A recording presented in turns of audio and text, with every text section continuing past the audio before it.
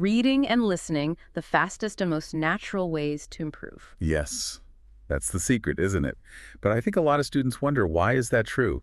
Why is it so much more powerful than just, studying grammar books? It's a great question, and it's actually pretty simple. When you read and listen at the same time, your brain starts to see how the words fit together. Like seeing the grammar in action. Exactly. You see it naturally, without a boring textbook rule explaining it first. And it also helps so much with pronunciation. I love that. And it's how we all learned our first language, isn't it? As babies. It is. We just listened. So let's learn naturally. So let's listen to the article. And when we finish, we will explain the most important words in the article.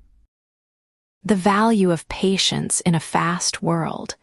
We live in a world where everything moves quickly. Messages arrive instantly, food is delivered in minutes, and answers are only a click away.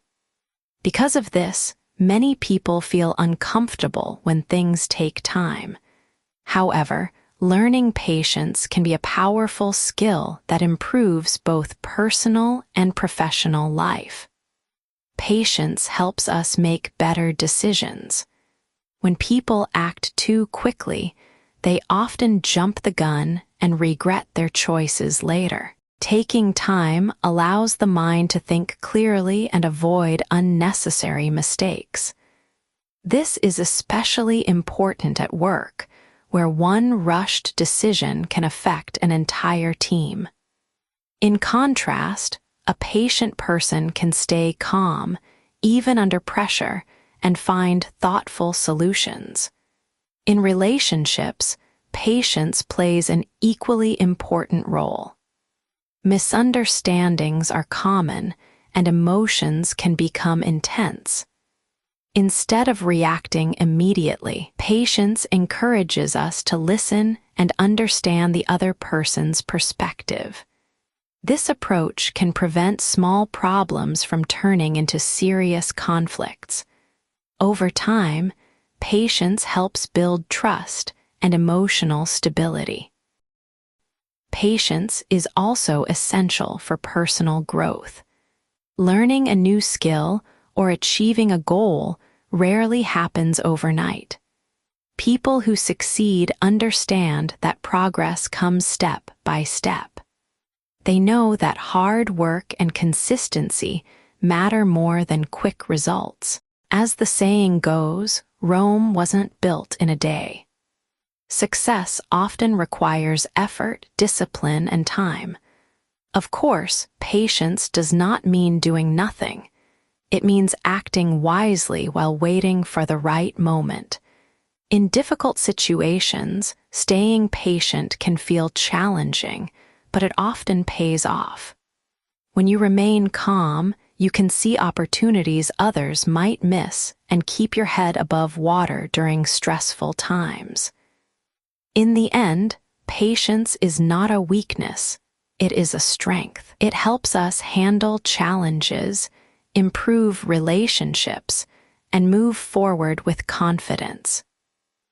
Even when life feels overwhelming, patience reminds us to trust the process and continue moving forward. Okay, so now that we've all heard the article, wow, there was a lot of great vocabulary in there, wasn't there? There really was.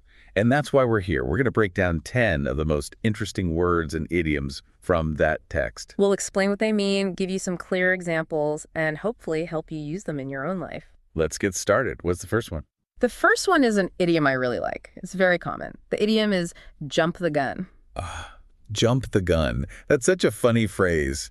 It sounds like something from sports, doesn't it?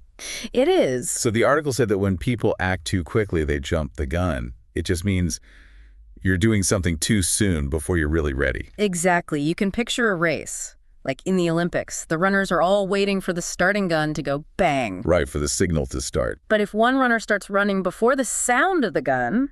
They've jumped the gun. They went too early. Perfect. That's exactly it. We use this in everyday life, too. Like, imagine your friend's birthday is next week and you're so excited about their present, you give it to them today. I've done that. You jumped the gun. You couldn't wait. Huh? But sometimes it's a bad thing, right? It can be. For example, say you buy a new, really expensive phone on impulse. You just buy it. Then you get home and realize you don't have enough money for your rent. You jumped the gun. You acted before you checked all the facts. That's a great example. So we use it when someone is just being impatient or acting way too fast. Yeah. You can tell your friend, hey, don't jump the gun. We have plenty of time. Exactly. It's a nice way to say slow down. Hmm. Okay, moving on. Our second word is a feeling that often happens after you jump the gun. The word is regret. Regret. That's a deep word. The article said people regret choices made in a rush. So regret is that feeling of sadness about something you did in the past. Yeah, it's wishing you had done something differently. It's a heavy feeling. It is. Can you give us an example? Sure. Imagine I eat 3 whole pizzas for dinner. 3. Wow. I'm very hungry, but an hour later my stomach hurts. I feel awful. I regret eating all that pizza. I think we've all had a food regret like that. Or a study regret. Imagine you have a big test on Friday, but you play video games all week instead of studying. Right. Then you get a bad grade, you feel sad and angry with yourself, you regret not studying. A perfect example. It's a word we use when looking back. You might hear people say, I have no regrets, which means they're happy with all their life choices. Or you can use it to apologize. I regret what I said. I'm sorry. It shows you know you made a mistake. Okay, on to number 3. This one sounds very intelligent. Perspective. Perspective. Yeah. Yes, this is a very important word. The article says patience helps us understand another person's perspective. It just means the way someone sees a situation, their point of view. I love this concept. Imagine there's a number on the ground. From my side, it looks like a number 6. Okay. But you're on the other side. So to you, it looks like a number 9. Right. So who's correct? We both are. From our perspective, we're just seeing the same thing differently. Exactly. And this happens with feelings, too. Maybe your friend is sad because they lost a pen. To you, it's just a pen. But from their perspective, it was a special gift. That's why we say you need to walk in their shoes. Try to see it from their perspective. It's so useful in an argument, too. How so? You can say, well, from my perspective, it's a very calm way to share your opinion. It does sound calm. And speaking of calm, our next word is all about that. Word number 4 is stability. Stability. The article mentions that patience helps build emotional stability. Right. And stability just means being balanced and strong and not shaking or falling. I think of a piece of furniture, like a table with 4 strong legs has stability. It doesn't wobble. That's physical stability, yes. And we use it for feelings, too. That's emotional stability, a person who stays calm even when things get crazy. Ah, okay. They don't get angry or scared easily. They're stable. Exactly. We also use it for things like jobs or money. If you have a steady job, that gives you financial stability. You feel safe and secure. I see. So it can be for buildings, for feelings, for money. Anything that's strong doesn't change too quickly. You've got it. Now, this one is the secret to learning English, I think. Ooh, what is it? The word is consistency. Consistency. Yes, I tell my students this all the time. The article said hard work and consistency are more important than quick results. And consistency just means doing the same thing again and again in a reliable way, not stopping and starting. Like brushing your teeth. You do it every morning and every night. You don't just do it for an hour on Sunday. That's consistency. That's a perfect everyday example. And for language learning, it's so important. Studying for 10 minutes every day is much, much better than studying for 5 hours once a month. Yes. That small daily effort, that's consistency. It's like Okay. exercise for your brain. People often say consistency is the key. It really is. Okay, number 6 is a very famous idiom. Rome wasn't built in a day. I love this one. Everyone knows it. It means that big, important things take a long, long time to create. You can't rush them. Exactly. It's a reminder to be patient. You can't become a doctor in a week. It takes years and years of study. Right. Or if you're learning the piano and you're not a superstar after 1 week, you might feel sad. I would tell you, hey, Rome wasn't built in a day. It's a way to comfort someone, right? When they feel like they aren't making progress fast enough. Yes. It tells them it's okay to take your time. Be patient with yourself. And to keep going for a long time, you need our next word. Number 7 is discipline. Discipline.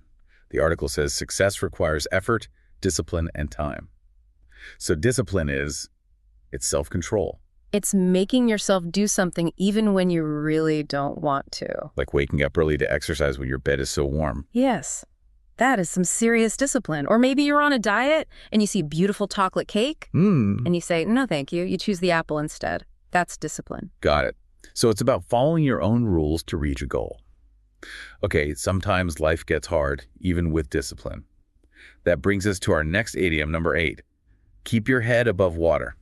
Keep your head above water. This is such a visual one. Wow. Imagine you're in deep water, you're tired, you're just doing enough to keep your head Above the water so you can breathe. Exactly. You're not winning a race, you're just surviving. So it means to manage a difficult situation without completely failing.